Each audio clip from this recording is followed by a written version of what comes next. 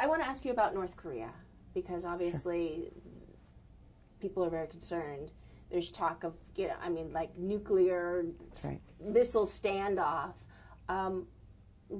What should we do about North Korea to show that we are serious about stopping their military aggression without causing World War III? Well, unfortunately, our current administration doesn't have a strategic plan. Now, I don't mean to be unfair, because the last administration didn't have much of a strategic plan either. But the reality is that we're facing a growing threat from a nuclear-capable country whose leader is not a rational person. And this is a very real concern.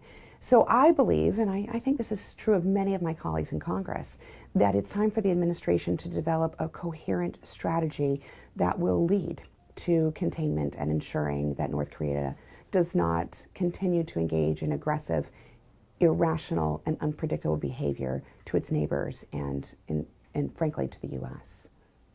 I have to ask you as well, this morning, Washington Post was reporting that Russia's got some ships kind of circling near Alaska, which some people are taking as a message from Russia that some kind of, hey, watch out, U.S. I don't know. I mean, what do you take it as? Well, it is an aggressive behavior. And the last time that Russia engaged in this kind of aggressive behavior off the coast of Alaska, the United States took action and made sure that Russia knew that that was not appropriate.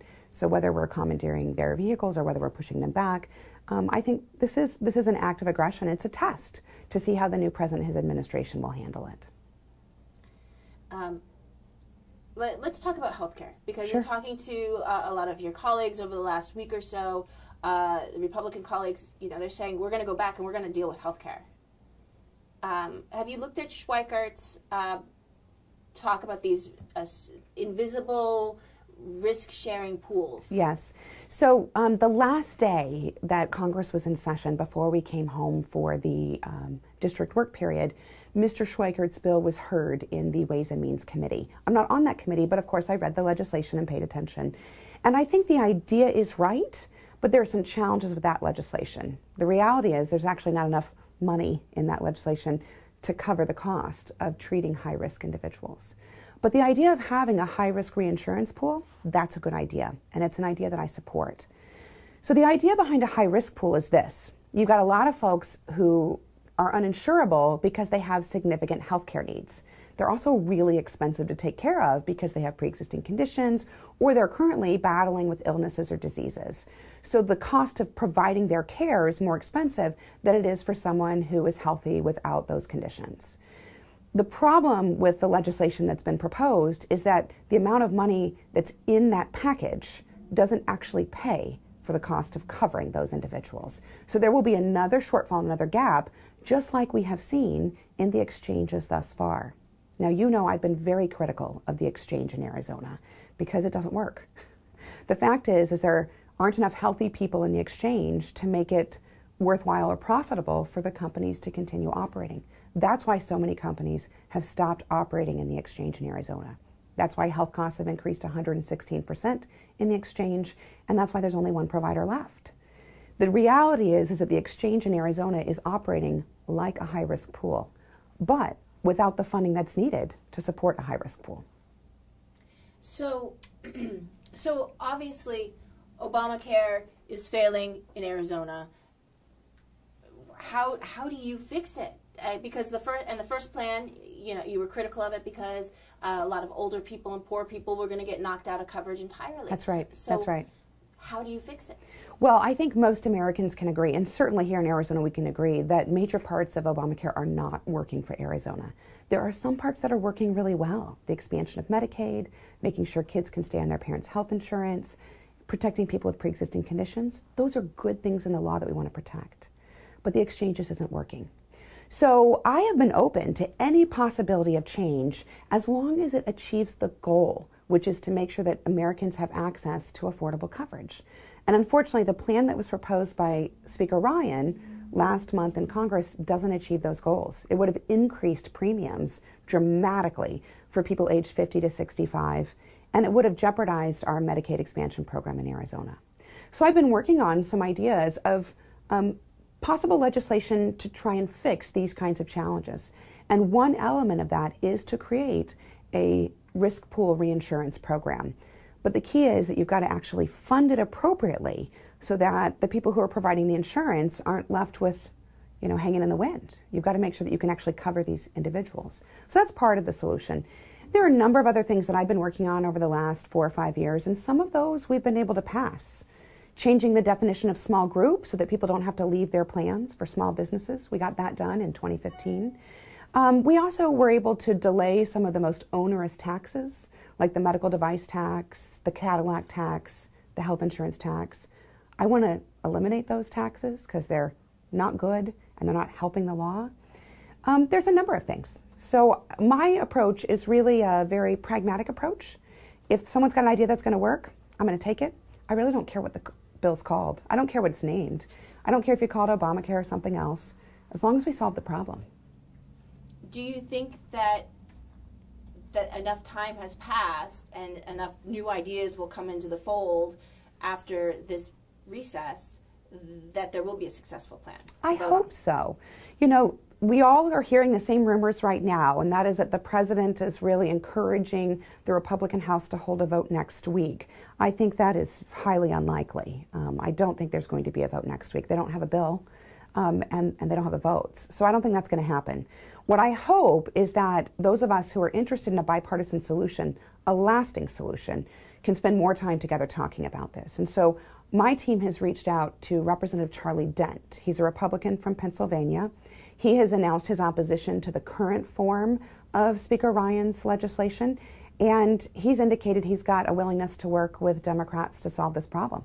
As soon as I saw him say that, I reached out right away and said, let's work together. So we're currently working on some of those ideas, like the high-risk pool reinsurance program, to try and offer some bipartisan solutions. Let me ask you about the border wall. The Sure. president's been very clear multiple times that he wants to build a wall all the way across.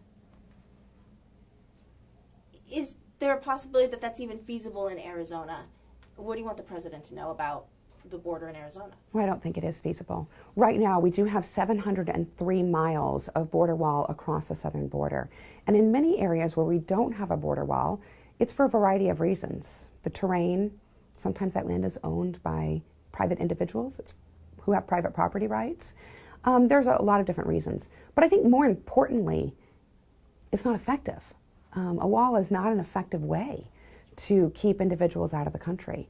What we really have to do is find solutions to reduce the incentive for folks to come into this country illegally and to increase our situational awareness and operational control of the border region.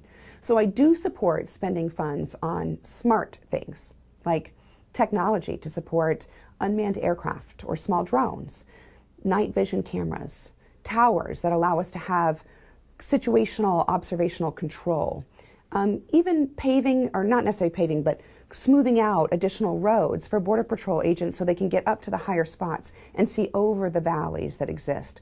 Those things make sense. Building a border wall doesn't make sense.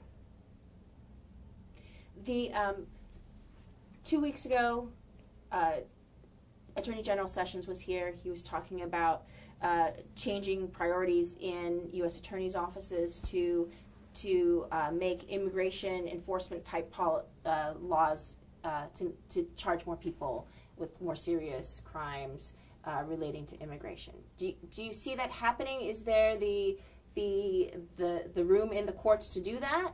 And what does that mean for your constituents? Have you heard from them on that? Well, Arizona's district court is well overburdened. We have a number of vacancies both in the Arizona Federal District Court and at the Ninth Circuit. And when those vacancies exist, it just puts more pressure on the judges who are working, and of course all their staff and the attorneys who litigate in front of them. But it also increases the length of the backlog.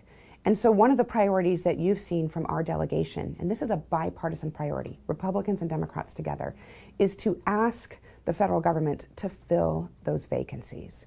When those vacancies are filled, then our courts can operate on schedule and at full capacity. Until we do that, folks can say as much as they want about changing enforcement and charging priorities, but until you have the system that's able to actually process individuals through, it's not going to change. I have to ask you about the Backpage donations. Sure. Say what you've done with them at this point, and why did you ever accept them in the first place? Well, first, I'm really sorry that this happened. You know, I asked my campaign to take a good look, a very thorough look, at our campaign finance records after we received an inquiry from the Arizona Republic. And it took some time because none of the individuals who made these contributions had listed any affiliation with Backpage or the founders of Backpage. So it took some time to find that. The other thing I asked my team to do is to change the vetting procedures so that we are doing more due diligence and looking for folks whose names may not show up unusually, but to do a little more research to figure out who they really are. So it took some time for us to do that. When we found all of the names in the report, we donated the funds to the Arizona Coalition to End Sexual and Domestic Violence. And I feel confident that they will put those funds to good use. And I'm grateful that they are going to do that. Republicans keep pushing this issue with you. Do you feel like you've done enough? You know, partisanship is what it is. I also have to ask you this. Mm-hmm. Are you going to run for Senate? Oh, you know, I have already filed to run for re-election. I love my job, and it has been the honor of my life to serve the constituents of the 9th District, and I hope to continue doing so. Okay. Any questions, Ray? Not right now. If you guys could just hold there, please. Great. Thank you. Just avoid the boot. Do you want me to come closer so I cover the boot? No, we're fine. Actually. Okay. He'll just span up. All right, I have to sit up straight. The CVS VA thing. Yes, that's great news, isn't it? So, I guess the question is how many people will actually utilize it? Well, it's a great partnership. So any veteran who wants to utilize the CVS Minute Clinics is able to do so. And what I think it will do is actually decrease the pressure on the VA emergency room and allow many veterans to get quick care, just like, I don't know about you, but when I'm in a hurry and I wake up and I'm sick, I call my doctor, and sometimes it takes a week or two to get an appointment. But if I think I have strep throat, I want to know right now. So I go to the Minute Clinic, and they do a strep test and give me some medicine. It's great. I've been to the Minute Clinic as well. Yes, of course, lots of people do it. So what this, I think, will help do is reduce the pressure on VA providers and the VA emergency room. While the emergency room has grown significantly in the last 2 years, it still is overburdened. So my hope is that folks will use this just like civilians do in the community. When you need to get care quickly, it's not an emergency, but it's urgent, you can just go to these clinics and get taken care of.